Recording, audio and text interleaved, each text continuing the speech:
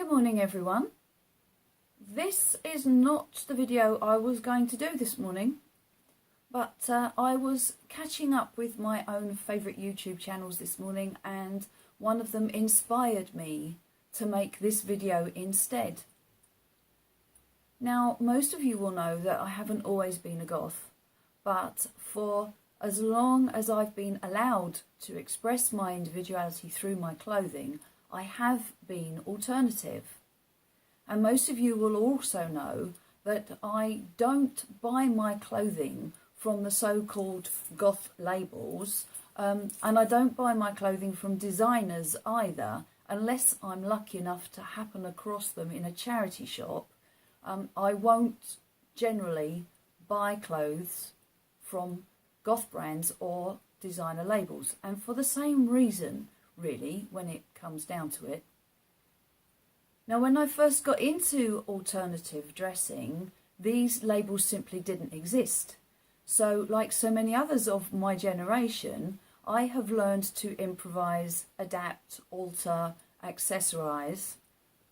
So one of the videos I was watching this morning was Black Friday, and she was reviewing some clothes that she had recently got from Dark in Love, which I believe is part of the Dark in Closet group. She had some really lovely items there, and there was one particular skirt that really took my fancy. It's very definitely my kind of thing. I followed the link from her YouTube channel to the website, and I found the skirts concerned. It is this one, $83.50.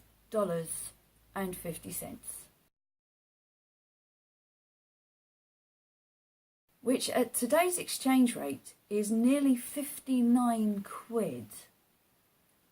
Whoa. Now, I started thinking about this,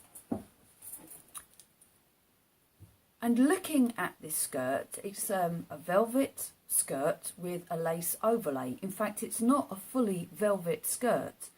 It's a lining with a velvet bottom with a swagged lace overlay on the top of that. And I'm thinking to myself, how on earth can they justify $83.50? Now, I'm a pretty good seamstress. This looks like a reasonably simple skirt. I reckon it would take me maybe 2 meters of lace and probably 2 meters of velvet. I wouldn't bother doing a lining underlay. I'd just do the whole lot out of velvet, and that plus elastic plus thread probably cost me about 25 quid. And given that it looks relatively simple, I would say that it would take me, what, 2 hours to make. So if I then pay myself, say, £10 an hour in labour charges, this skirt is going to cost me about £45 to make from scratch. Now, suddenly, the 59 quid that they're asking for it doesn't seem quite so bad. It's only £14 more than I'd have to pay if I made it myself. But let's have a look at that a little bit closer. This is not one person sitting in their living room, or like me in their spare room, making me a bespoke piece of clothing. This is a factory made item. So whereas the fabrics themselves would probably cost me between £4.50 and £5 per metre to buy, a factory is going to be buying this by the mile.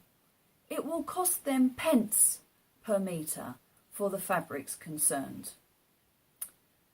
And again, looking at the fabrication of this particular skirt, it's entirely possible that there are a couple of machines that are sitting there churning out long tubes of lace and long tubes of lining and long tubes of velvet that are then cut up and pieced together very, very simply.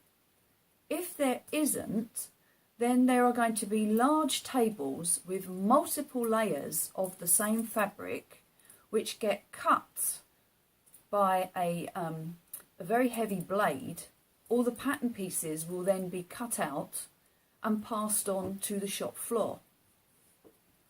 Now, in a factory making clothing, it is unlikely that you get one person who will make a piece of clothing from start to finish. So there will be the slightly less experienced sewers will do the easy job.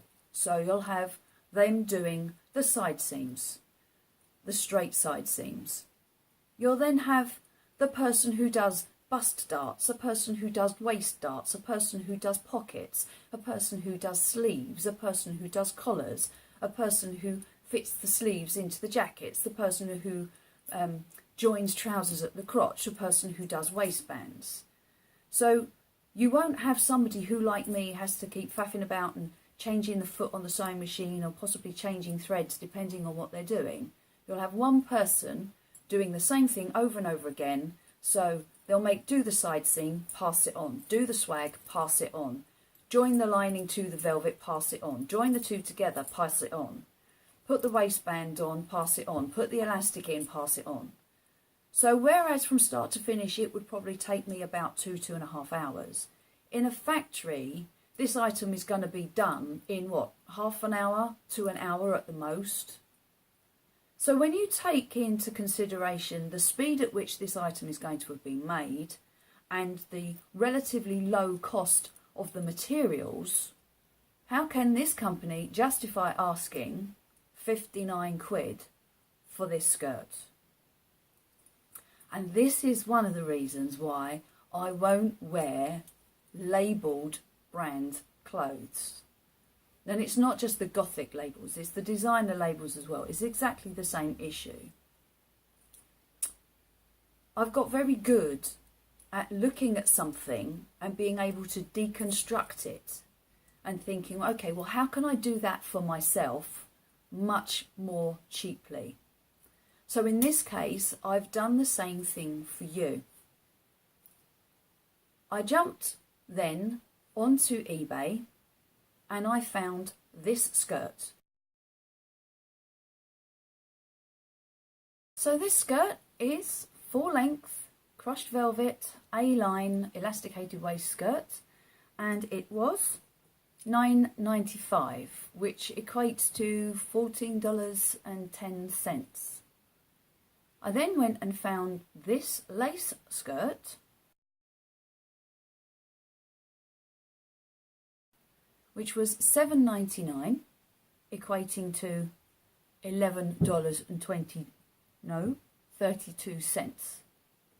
The swags on the lace skirt are actually extremely easy to make, and even if you're not confident on a sewing machine, you could do that by hand in less than an hour sitting watching the television. You then put the lace skirt on over the top of the velvet skirt and you achieve the same look for the grand total of $17 that you would have paid $83 for with the Dark in Love skirt. Now obviously it's not going to be exactly the same, but you do have the advantage that the two items can split.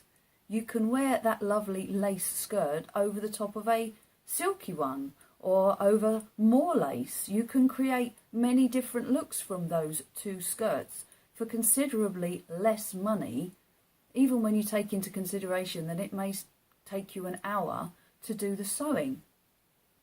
If you feel that two skirts, one on top of each other, may be a little bit too bulky round the waistline, I even found you this one. That would cost you even less. And once you've sewn the swags in, who's going to know the difference?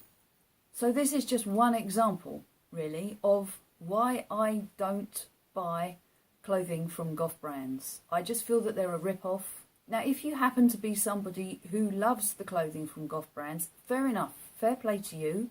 I have no issue with that at all. That is your choice. But as I've hopefully explained in this video, sometimes you're simply not getting what you pay for. And there are other ways of doing it that look just as good and are considerably cheaper if you're prepared to just be a little bit adventurous and look not so much at the item that you're buying, but how that item has been constructed and how you could recreate it yourself. Please leave your comments down below. Are there any particular brands that you love? Are there any particular brands that you feel are value for money? Have you been ripped off? Do you feel that you've wasted money on Goth brand clothing? Let me know. I'm now going to go off and film the video that I was originally going to do for you today, and hopefully I'll have that one in a couple of days. Until then, take care. Bye.